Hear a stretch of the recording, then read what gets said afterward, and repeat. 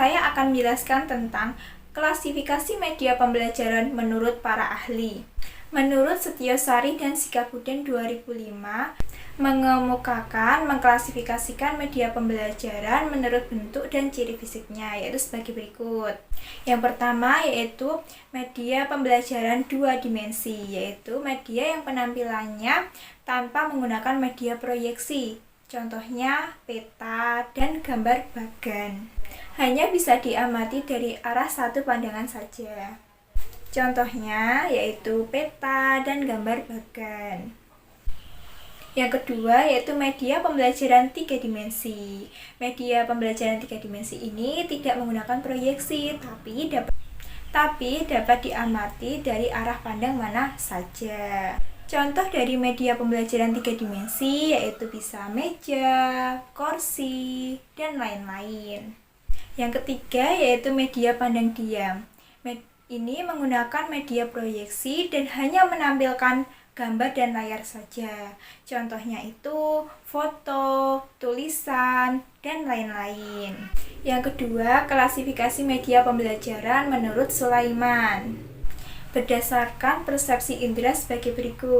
Yang pertama yaitu media audio, yaitu media yang menghasilkan bunyi. Contohnya radio.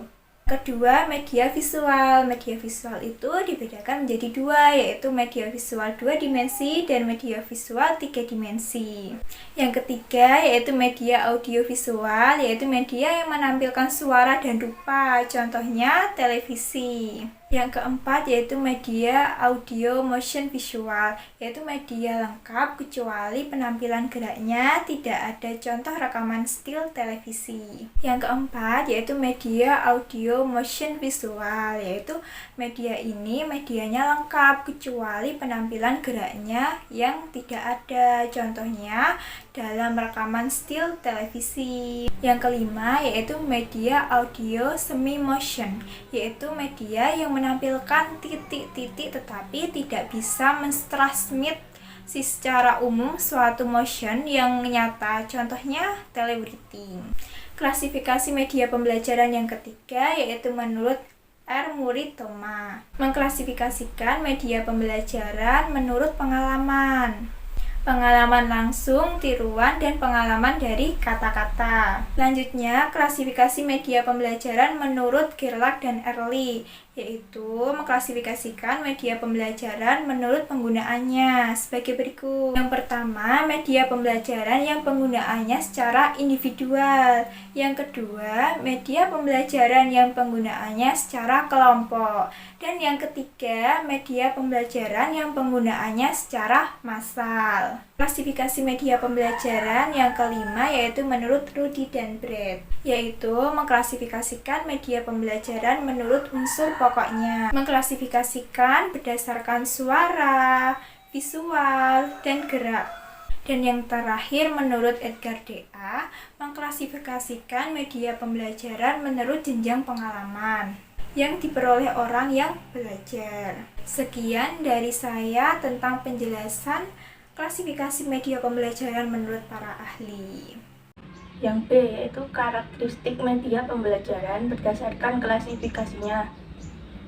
1. Klasifikasi media menurut Rudy Barrett 1977. Mengklasifikasikan ciri utama media pembelajaran pada 3 unsur, yaitu yang berupa suara, visual, dan gerak. Untuk bentuk visual sendiri dibedakan menjadi 3 bentuk, yaitu gambar, visual, garis linear grafik, dan simbol. Selain itu, juga membedakan antara media siar atau transmisi dan media rekam atau recording yang memiliki 8 klasifikasi diantaranya: A. Media audio visual gerak, B. Media audio visual diam, C. Media audio semi gerak, D. Media visual gerak, E. Media visual diam, F. Media visual semi gerak, yang G. Media audio, dan yang H. Media cetak. Yang kedua, menurut Omar Malik 1985.63, ada 4 klasifikasi media pengajaran, yaitu 1. Alat-alat visual dapat kita lihat seperti film strip, transparansi mikro, projection, papan tulis, bulletin board, dan gambar-gambar ilustrasi grafik, poster, dan globe atau peta.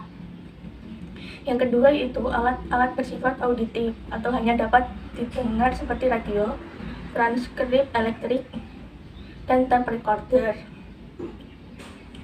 Yang ketiga, alat-alat yang bisa dilihat serta didengar seperti film dan televisi, benda-benda 3 dimensi, dramatis, bermain peran, sandiwara boneka.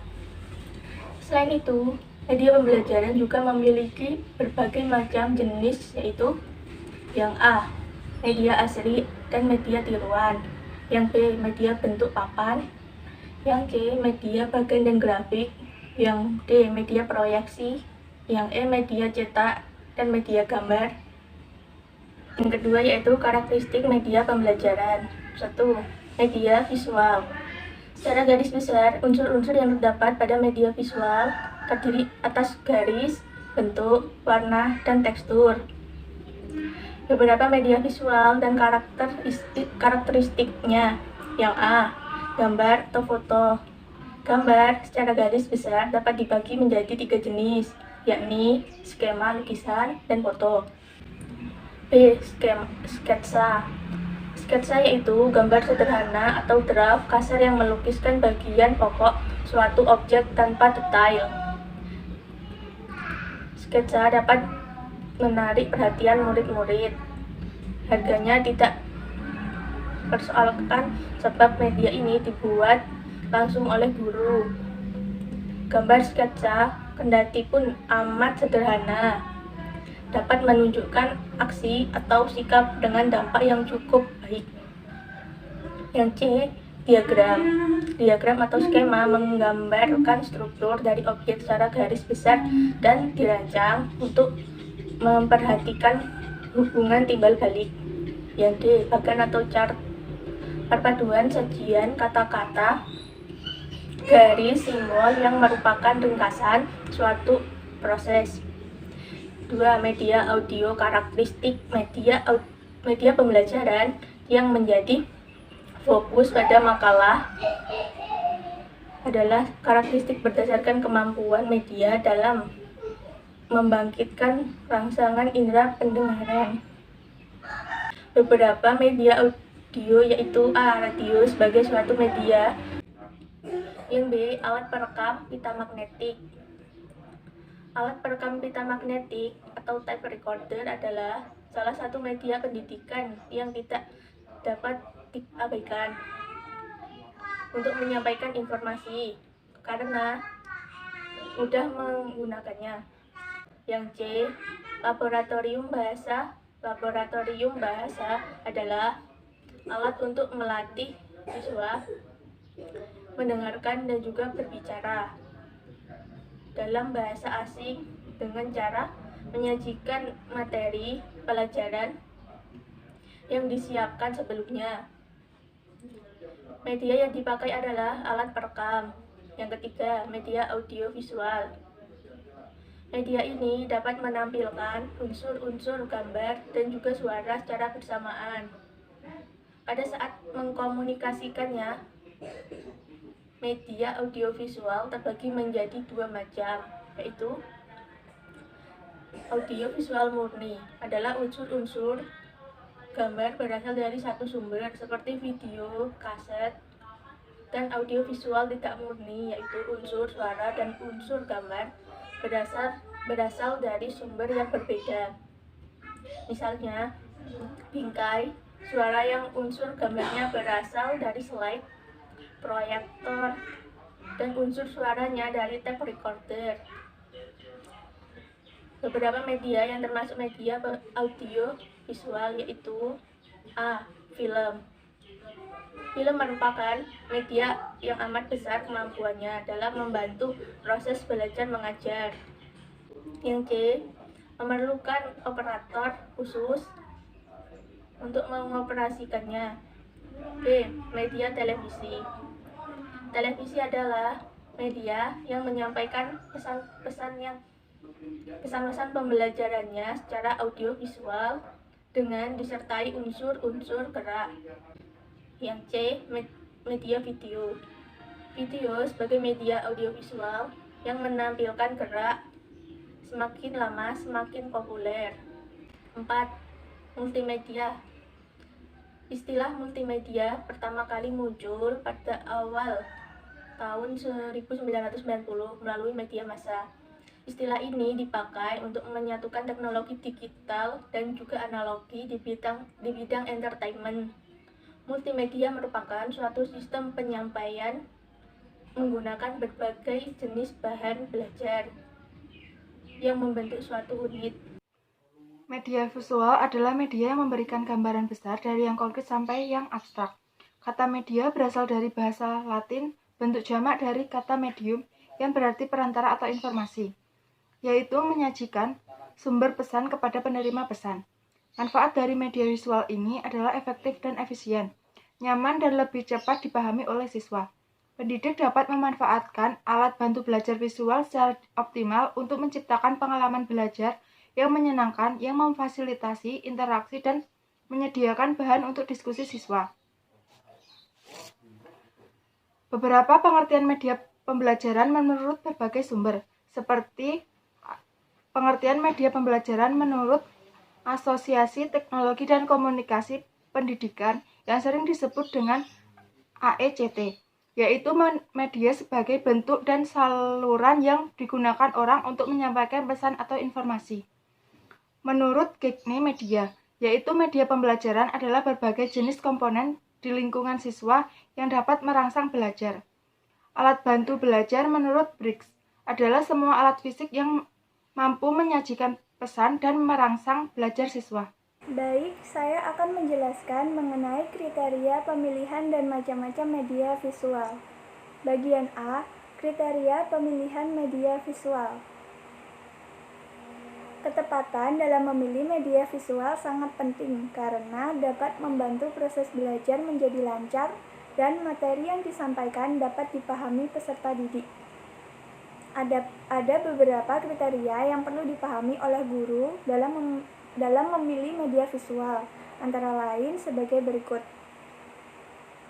1.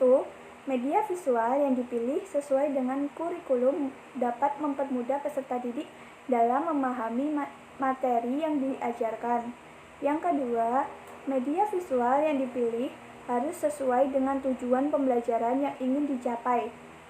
Yang ketiga, media visual yang dipilih harus mempertimbangkan kemampuan dan keterampilan peserta didik, praktis dan juga sederhana, bersifat fleksibel, multiguna, tahan lama, serta ekonomis. Yang keempat, memudahkan dalam fungsi utama guru sebagai seorang pendidik. Terakhir, pengoptimalan media visual memberikan dampak psikologis bagi guru. Selanjutnya, adapun pemilihan media visual yang baik menurut Musfiskon 2012. Yang pertama, visualisasi mencerminkan kenyataan. Maksudnya yaitu visualisasi yang digambarkan harus nyata atau benda sesungguhnya, supaya peserta didik dapat melihat wujud asli benda yang divisualisasikan. Yang kedua, mempertimbangkan mutu teknis. Maksudnya yaitu seperti warnanya harus jelas, terang, serta materi yang divisualisasikan sesuai dengan kenyataan dan dapat dijangkau oleh penglihatan semua siswa. Yang ketiga, keterampilan guru dan ketersediaan. Maksudnya yaitu media visual menuntut guru memiliki keterampilan tertentu untuk menyajikan dan mengoperasionalkan visual dengan benar. Guru juga perlu mempertimbangkan aspek ketersediaan karena tidak semua materi dapat divisualisasikan. Selanjutnya bagian B, macam-macam media visual. Ada dua macam media visual, yakni media visual yang tidak diproyeksikan dan media visual yang diproyeksikan. 1. Media visual yang tidak diproyeksikan. Media ini memberikan pengalaman nyata untuk peserta didik. Contoh media yang tidak diproyeksikan adalah sebagai berikut. A. Model. Model merupakan benda tiruan yang dapat menggantikan benda yang sesungguhnya dalam wujud 3 dimensi. Guru dapat menggunakan media model saat pembelajaran biologi, misal mempelajari sistem gerak, pencernaan, pernafasan, peredaran darah, dan lain sebagainya. Bagian B, media grafis. Media grafis tergolong media visual yang menyalurkan pesan melalui simbol-simbol visual. Fungsi dari media grafis adalah menarik perhatian, mempelajari sajian pelajaran, dan mengilustrasikan suatu fakta atau konsep yang mudah terlupakan jika hanya melalui pelajaran verbal saja. Contoh-contoh media grafis yaitu grafik, diagram, bagan, sketsa, poster, papan flanel, dan bullet board. Kedua, media visual proyeksi. Media visual yang hanya dapat digunakan dalam bantuan proyektor saja. Media ini berinteraksi langsung dengan materi-materi yang akan disampaikan, sehingga materi tersebut dapat terserap dengan sangat baik.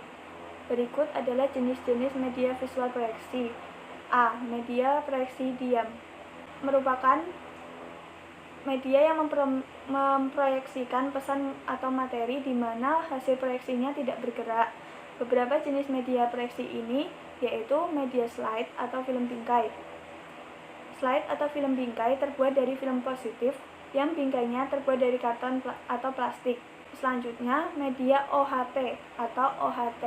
OHT adalah media visual yang diproyeksikan melalui alat proyeksi yang disebut OHP, overhead projector. B. Media proyeksi gerak adalah media yang memproyeksikan pesan melalui sebuah alat yang mampu memproyeksikan berbagai pesan, baik pesan dalam bentuk video, film, maupun gabungan secara keseluruhan dari media-media. Jenis media proyeksi gerak antara lain LCD. LCD di lingkungan masyarakat dikenal sebagai infocus karena semua tergantung pada kualitas gambar yang diproyeksikan melalui kecerahan dan warna. Kedua, yaitu film. Film merupakan media yang menyajikan pesan audio, visual, dan gerak. Namun, ada jenis film yang termasuk ke dalam media visual, yaitu film bisu, film yang hanya menampilkan video tanpa suara. Selanjutnya, televisi. Televisi adalah sistem elektronik yang mengirimkan gambar diam dan gambar hidup bersama suara melalui kabel atau ruang. Televisi juga dapat disebut media visual jika televisi hanya menampilkan gambar saja. Terakhir, komputer. Komputer adalah mesin penghitung elektronik yang dengan cepat dapat menerima informasi input digital. Dengan adanya komputer sebagai media pembelajaran, seorang guru diharapkan dapat menyampaikan materi-materi pembelajaran agar lebih menarik sehingga akan mampu meningkatkan hasil belajar. Komputer dapat dikatakan media visual ketika komputer hanya menampilkan gambar, diagram, video bisu, dan lain sebagainya. Di sini saya akan menjelaskan mengenai kelebihan dan kekurangan media visual. Kelebihan media visual, pertama, analisa sangat tajam. Bisa membuat orang-orang mengerti isi berita menggunakan analisa yang lebih mendalam dan bisa membuat orang-orang berpikir lebih khusus mengenai isi beritanya. Kedua, dapat mengatasi persoalan keterbatasan pengalaman yang dimiliki oleh peserta didik. Ketiga, media visual dapat memberikan adanya interaksi terhadap peserta didik dan lingkungan di sekelilingnya.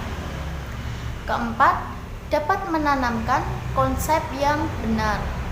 Kelima, dapat membangkitkan keinginan dan minat baru. Keenam, meningkatkan daya tarik dan perhatian bagi siswa. Selanjutnya adalah kekurangan media visual. Pertama, lambat dan kurang praktis. Kedua, tidak adanya audio. Media visual hanya berbentuk tulisan yang tidak bisa didengar, sehingga materi yang disampaikan kurang mendetail. Ketiga, visual yang sangat terbatas. Media ini hanya dapat memberikan visual berupa gambar yang mewakili isi berita. Keempat, biaya produksi cukup lumayan mahal karena media harus mencetak, dan mengirimkannya sebelum dipamerkan atau ditampilkan untuk dinikmati oleh masyarakat.